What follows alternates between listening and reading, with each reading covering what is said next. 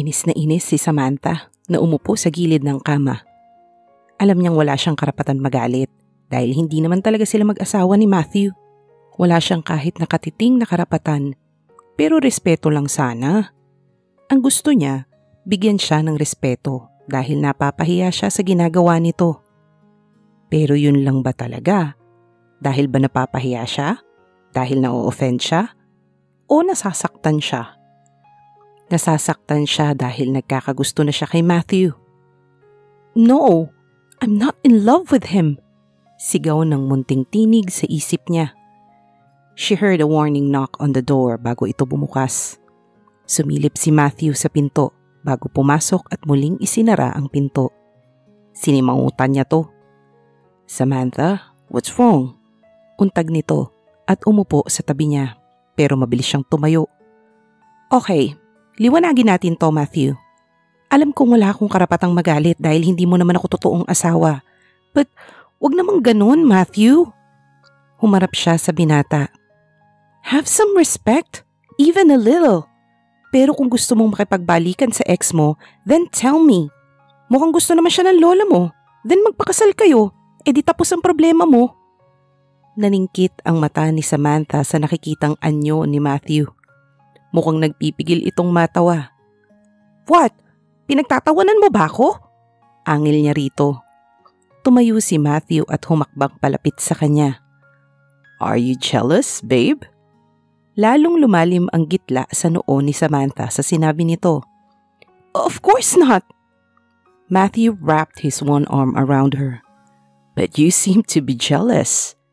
Sinubukan niyang itulak si Matthew para makawala, pero ipinaikot pa nito ang isang braso sa kanya.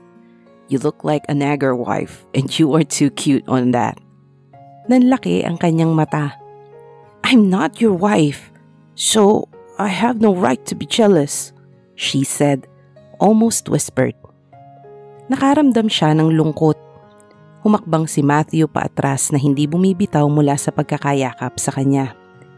Binitawan siya nito at umupo sa kama. Pinatalikod siya ng binata at pinaupo sa maliit na espasyong inilaan talaga ni Matthew para sa kanya. Hinawi ni Matthew ang mahaba niyang buhok at isinabit sa balikat. I'm sorry, but I can't help but to be amused. You're too cute when you get jealous. Nilingon niya ang binata, her face grim.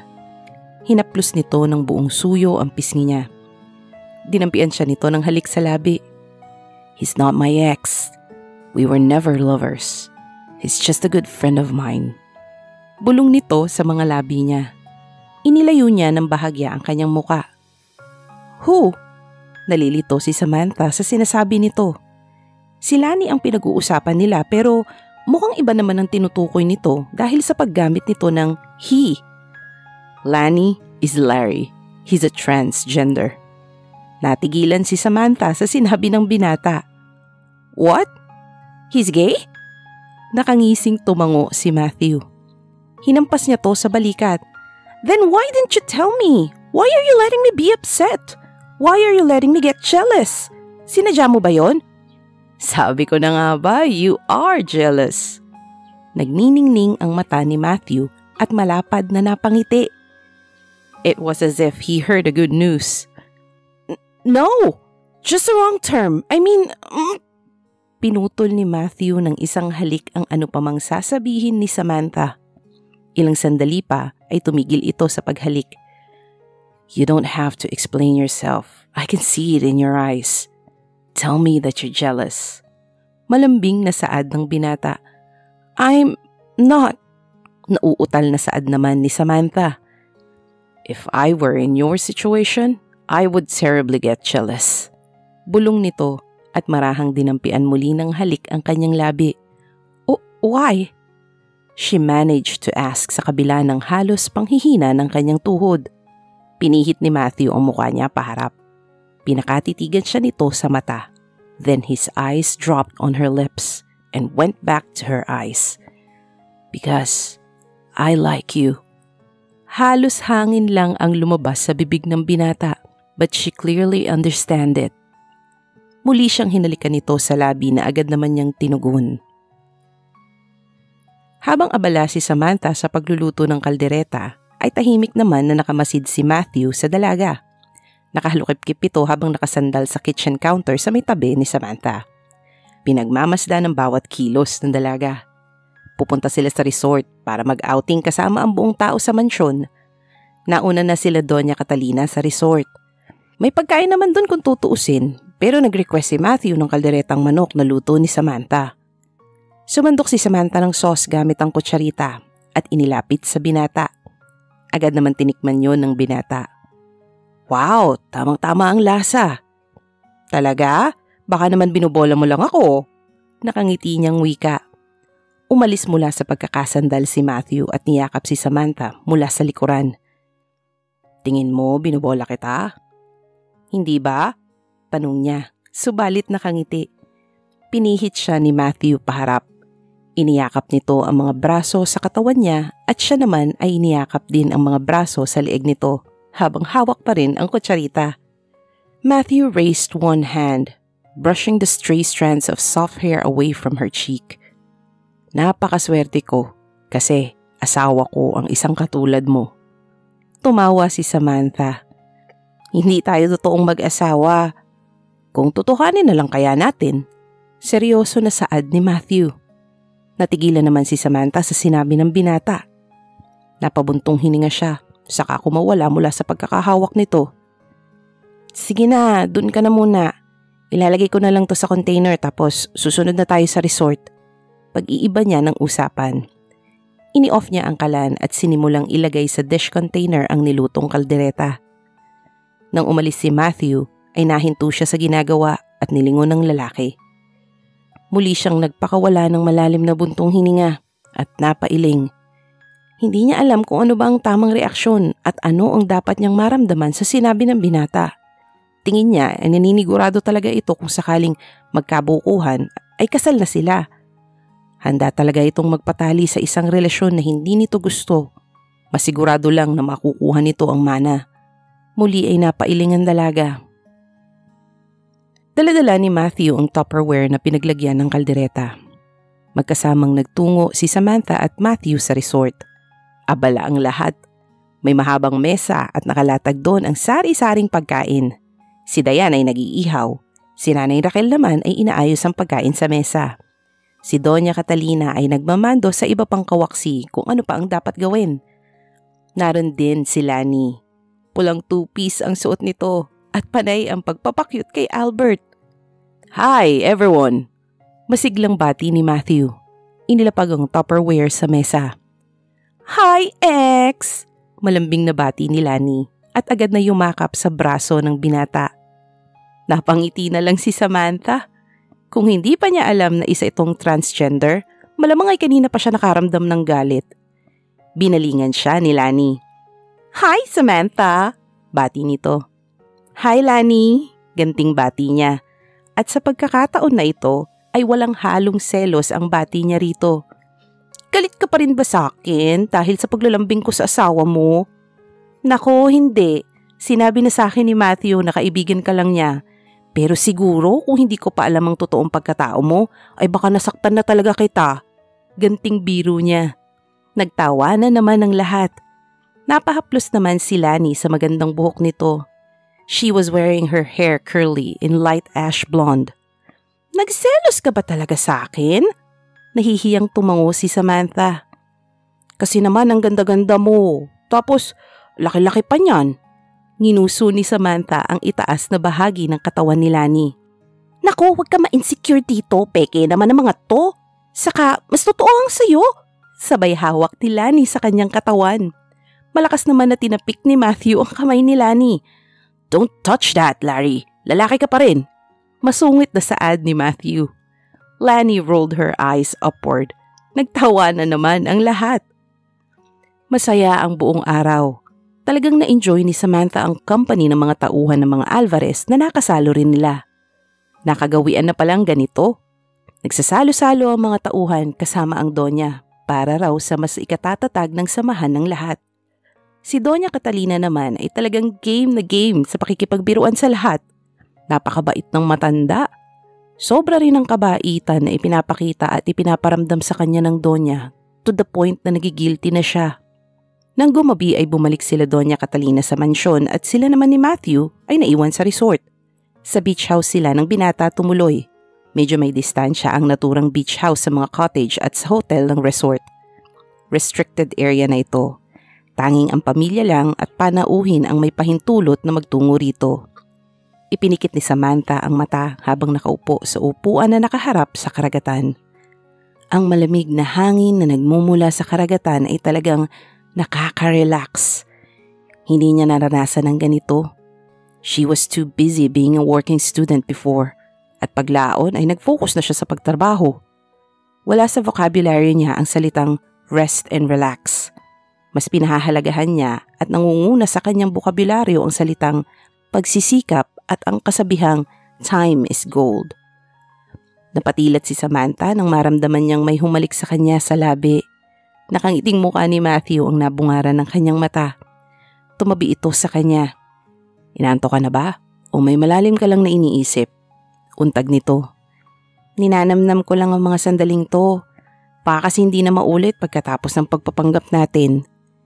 Ibiniling niya ang kanyang ulo paharap sa binata na kasalukuyang nakaharap rin sa kanya habang nakasandal. Kaya halos gahibla na lang ang espasyo ng mukha nila. Do you enjoy staying here? Tumango siya. Yes.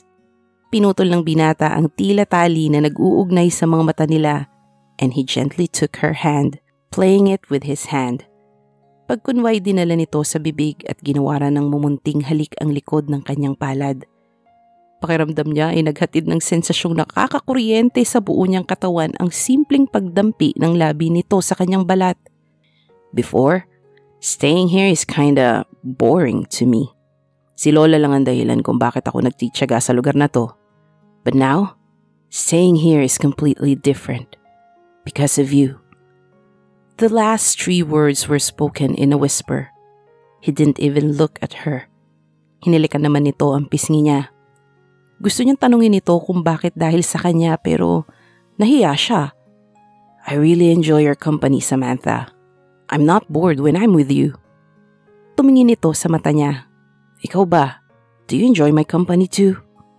Muli nitong hinalikan ng kamay niya habang matamang nakatitig sa mga mata niya. Bahagyang nakaawang ang bibig nito kaya dama niya ang mainit na hininga nito na dumadampi sa balat niya. Marahang tumango si Samantha at biglang napayuko.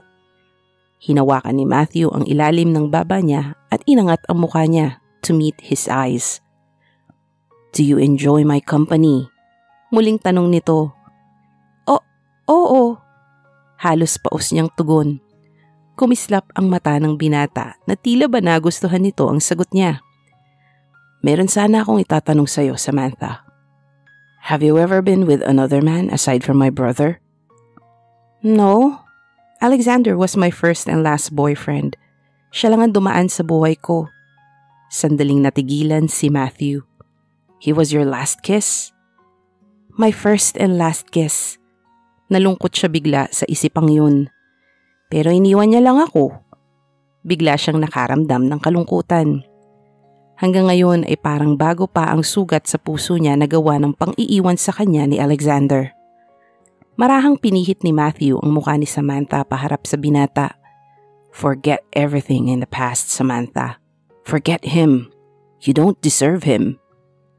Namalaya na lang ni Samantha na sakop na ni Matthew ang kanyang mga labi.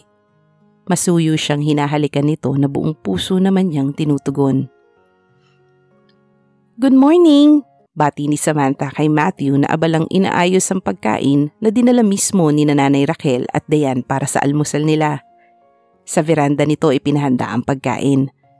Nakaharap ito sa karagatan dahil mas masarap mag-umagahan rito dahil sa magandang view at sariwang hangin. Nilingon niya si Samantha. Good morning, babe. Let's have breakfast. Sinalubong niya ito ng isang halik sa labi bago pinaghila ng upuan. Umupo ang dalaga at siya naman ay umupo sa kabilang bahagi. Isang pares ng summer wear cotton top and shorts ang suot nito. The halter top is an abstract floral embroidery in pastel blue at ang paikot ng waistband ng maiksing short nito ay may burda rin. Napapatungan yon ng white long summer vest. You woke up early. Bakit hindi mo ako ginising? Di sana natulungan kita sa paghahanda ng almusal, wika ni Samantha. Kumuha ito ng isang toast at nilagyan ng butter. Inabot ni Matthew ang thermos at sinalina ng kape ang tasa ng dalaga. Ang himbing ng tulog mo kasi. Saka pinadala lang ito nila Lola kina Nanay Raquel. Inilagay naman ni Samantha ang toast sa platito ni Matthew at muling kumuha ng toast at muli ay nilagyan ng butter. Talaga? Ang bait talaga ni Lola. Minsan tuloy nagigilty na ako sa ginagawa natin. Bigla ang paglungkot ng mukha ng dalaga. Agad naman na hinawakan ni Matthew ang kamay ni Samantha na nasa ibabaw ng mesa. Don't. Napapasaya mo naman si Lola, Samantha. Ibang saya ni Lola simula nang dalhin kita rito. Tingin mo dahil sa akin? Maybe dahil sa'yo, dahil hindi ka na umaalis dito. Dahil sa atin. And I wouldn't stay longer here if not because of you. Matthew? Tila gulat na saad ni Samantha. Matthew inwardly winced and his lips curved upward nang mapagtanto ang pinagsasasabi niya. Napatingala siya at bigla na lang natawa. Kainis, he couldn't imagine he could hear those words from him. I wouldn't stay longer here if not because of you. Paulit-ulit niyang naririnig ang sariling sinabi. Kailan pa ba niya isinaalang-alang ang nagiging desisyon niya dahil sa ibang tao? Maliban sa kanyang lola ay wala na. At ngayon ay sinasabi niya kay Samantha ang ganun? It was as if na mananatili siya sa lugar na to kung kasama niya lang si Samantha. Naiiling habang natatawa pa rin ang binata. Would you mind telling me what is funny para tumawa ka ng ganyan? Marahang sermon sa kanya ni Samantha. Sorry. Marahan niyang kinusot ang ilong at tumigil sa pagtawa. Pero hindi napalis ang ngiti sa labi. I meant what I said. How could I believe you pagkatapos mong tumawa? Padabog nitong kinuha ang tasa ng kape at walang kaabog-abog na ininom yun. Ouch! Binagsak nito ang tasa at kinagat ang labi. Ang init! Muli siyang natawa. Bakit kasi hindi mo hinipan muna? Lumapit siya at dinampian ng masuyong halik ang labi ni Samantha na parang batang nasaktan na kapag ginawaran ng halik ay mapapawi ang sakit nun. Ayan, di na masakit? Nakangiti niyang tanong. Napatitig sa kanya ang dalaga na tila nagulat sa ginawa niya. Nawala ang pagkakangiti ni Matthew nang mapagtanto ang ginawa niya. Day by day, he was very surprised by his own actions. Bakit pa siya nagiging malambing kay Samantha? He had dated a number of women, but the feeling he feels right now is kind of foreign to him. Ni hindi siya naglalambing sa babae. Alam niyang hindi pa niya ito nararamdaman kahit kailan at kahit na kanino. He treated Samantha as if she was more precious than any valuable jewel that needed to be handled with extreme care. A princess who must be protected by her knight in shining armor. Pakiramdam niya ay siya ang knight in shining armor nito at obligasyon niyang protektahan ito. Pero bakit ba pakiramdam niya ay may obligasyon siya rito? Dahil ba mahal na niya ang dalaga?